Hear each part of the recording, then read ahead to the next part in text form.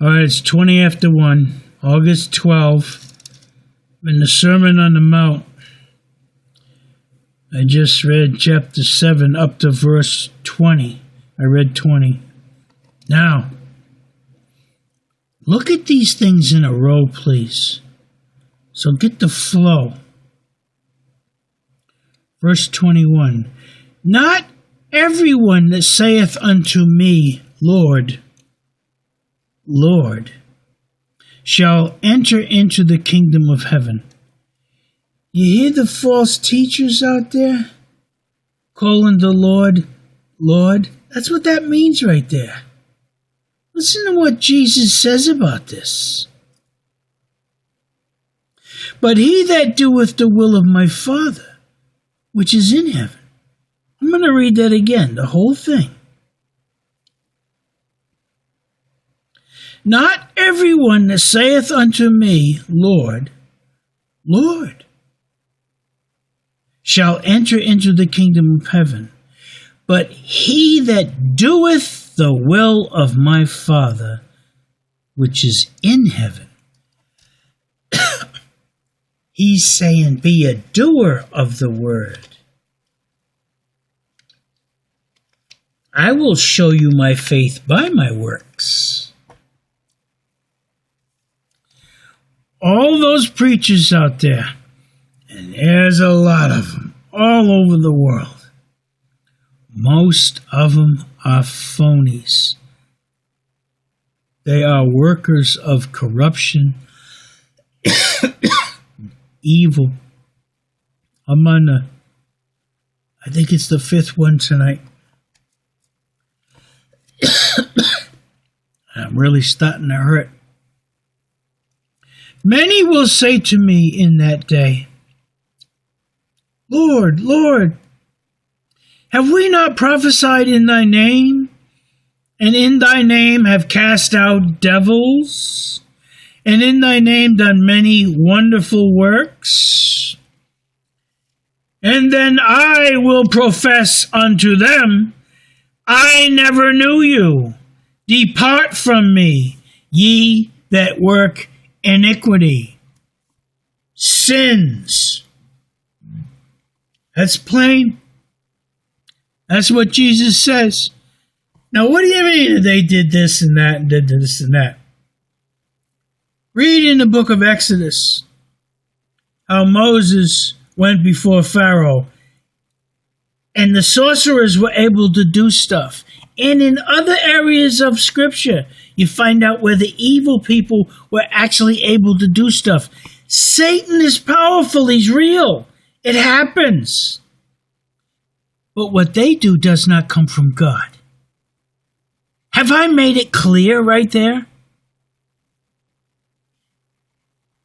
And then I will profess unto them, I never knew you. Of course he knew who they were, but not as sons and daughters. Depart from me, you that work iniquity, walk in sin.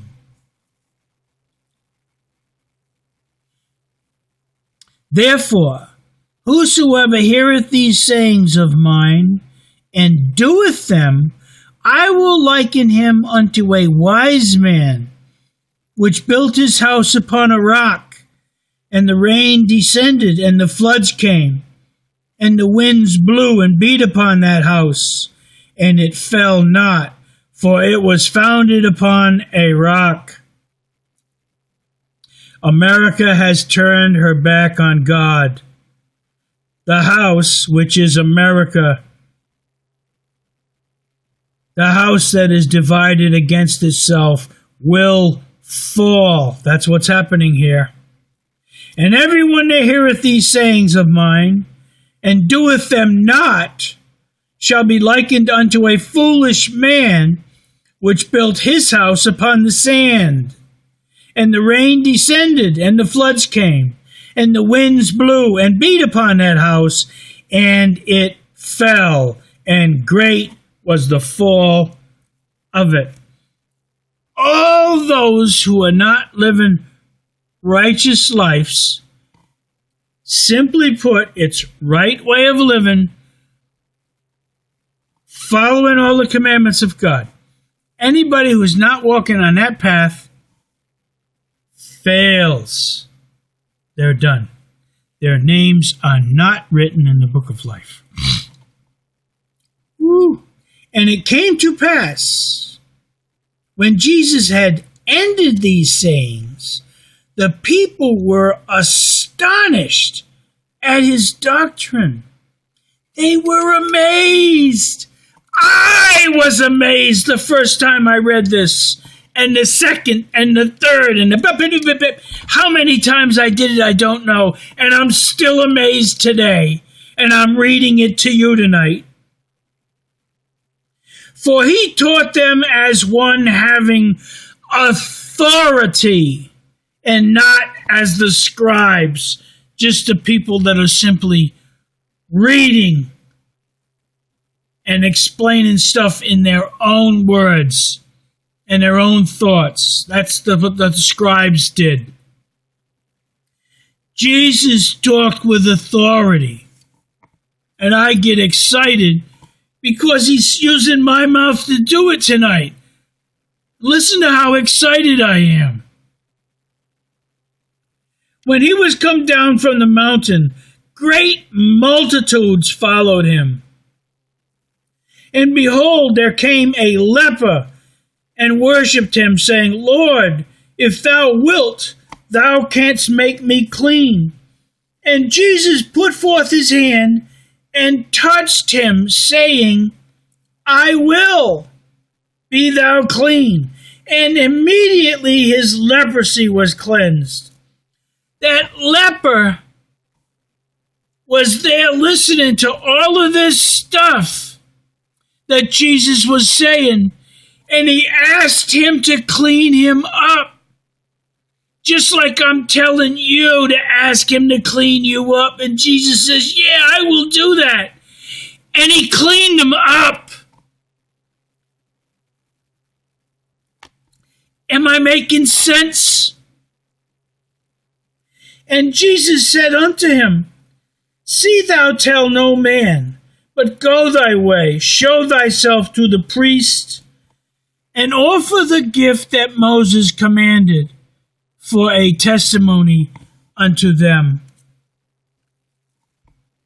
In order to understand that, guess what? You got to read the rest of the book. Check out this next one. And now, this woke me up in the middle of the night, 2 nights in a row. And it's just coming to my remembrance right now that this was one of the things that I was going to read tonight. But look what led up to it. Jesus doing all that talking, telling everybody how to behave, and then he's given an example of somebody that actually did it.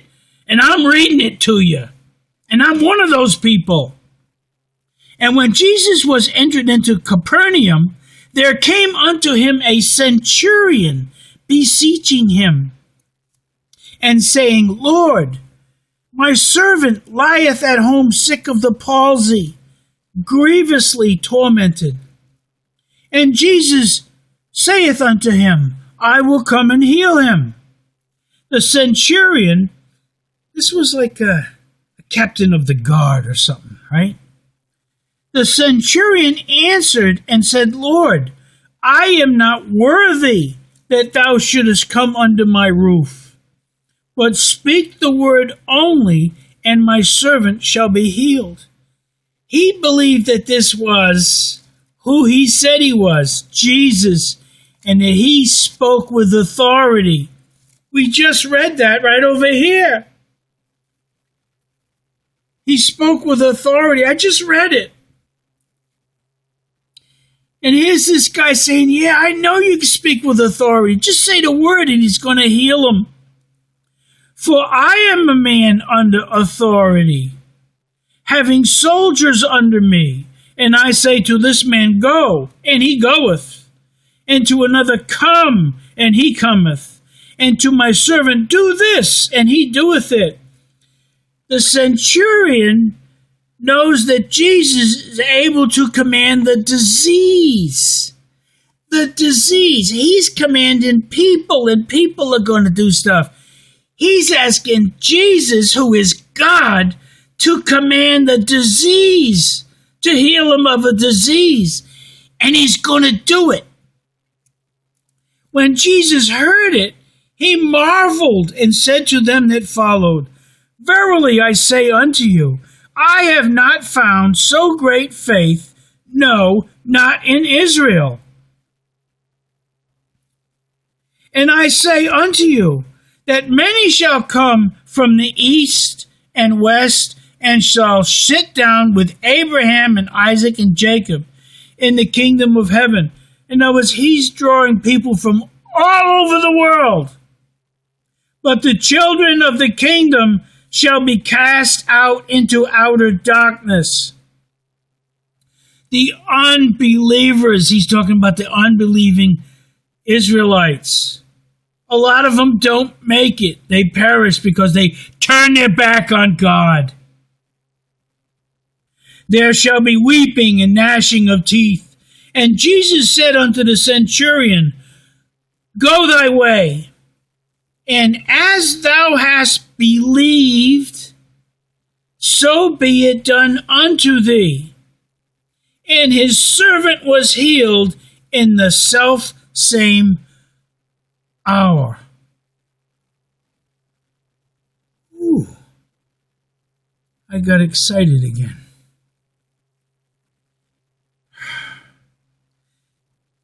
Here's another one. And when Jesus was come into Peter's house, he saw his wife's mother laid and sick of a fever. And he touched her hand, and the fever left her. And she arose and ministered unto them. The women, they were serving the grub in the house. You imagine that? Jesus comes into your house, your physical house. You know, they're made out of wood, stone. And he can do everything in there for you. Evil people do nothing for you. They want to kill you. When the even was come, they brought unto him many that were possessed with devils, and he cast out the spirits with his word, and healed all that were sick, that it might be fulfilled which was spoken by Isaiah the prophet, saying, Himself took our infirmities and bare our sicknesses. He took control of everything. Now when Jesus saw great multitudes about him, he gave commandment to depart unto the other side. And a certain scribe came and said unto him, Master, I will follow thee whithersoever thou goest. And Jesus saith unto him, The foxes have holes, and the birds of the air have nests, but the Son of Man hath not where to lay his head. And another of his disciples said unto him, Lord, suffer me first to go and bury my father.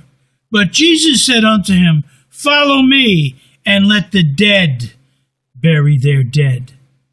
You're already dead if you believe not. You see, Jesus talks about dead. Nobody going home to be with the Lord. Look at the rest of my videos. I talked all about that stuff too. And when he was entered into a ship, his disciples followed him. And behold, there arose a great tempest in the sea, insomuch that the ship was covered with the waves. But he was asleep. Remember, I read the book of Jonah. Satan is in control of winds and seas also. You read about it in the book of Job, etc. Satan was trying to kill all these disciples and Jesus. Listen to what happened. Jesus was sleeping during this. And his disciples came to him and awoke him, saying, Lord, save us, we perish. That's the commandment to you tonight. A number of commandments. Lord, I am perishing. Please save me. Those who diligently seek me will find me, says God. You find him in your closet, and you ask him to save you. He will. And he saith unto them, Why are ye fearful, O ye of little faith? Then he arose and rebuked the winds and the sea, and there was a great calm, C-A-L-M, calm. But the men marveled, saying, What manner of man is this, that even the winds and the sea obey him? Now listen to me. When the people in the boat threw Jonah over into the ocean, the storm that was wrecking their ship came calm, just like that. Those people, that boat was on the way to Tarshish. Jonah was supposed to go to Nineveh to make a prophecy there. We're not talking about that yet. The people that were on that ship, when they finally got to Tarshish, they got there with none of their goods. They threw all the goods over. They had a story to tell the people in this city. This was a pretty big city, I reckon. On the waterfront, a lot of people. They told the story of Jonah. The first people to tell the story of Jonah was on that boat. Okay? That's what stood out to me when I first read that story. They got to the shore and said, Hey, we got something to say. Listen to this. This is what happened to us. And they told that story. I mean, I've said this before. It ricochets. When Moses was bringing the Israelites out of Egypt, everybody in the land knew this was going on. Everybody knew about the God of Israel, the God of Isaac, Abraham, Jacob, all of them. Everybody knew about God. America was like that, except for some evil in there. But America has turned her back on God. That's why it's crumbling.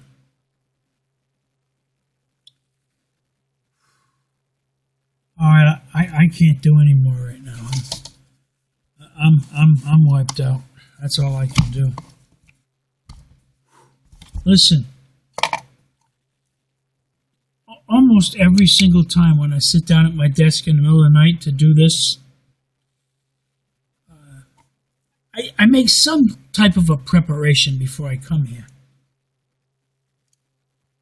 Almost every time, I'm unable to do what I initially wanted to do. Because as soon as I get in here, close the door, and start this thing going, I get that nudge from God. He's the one that brought that up tonight, not me. And he's using my mouth to do it. All that stuff that he preached on the mountain, and then immediately right after that, he allowed me to read a couple more verses where people who listened to it acted on it, and we saw the blessings happen. He wants that for you. He's already done it for me, and I'm sharing it with everybody else. Wow, I am beat. Get in your closet, close the door, or go out to your flower garden. If you got a flower garden out there and there's nobody around to listen to you, sit down out in your flower garden, or better yet, if you're able to physically, get on your knees. But be comfortable. Don't be uncomfortable. Sit on a rock, anything. And talk with God. And do what He says. With thanksgiving, let your request be made known. All right, I gotta go. These things will be posted tomorrow. Tomorrow is already here. It's the 12th.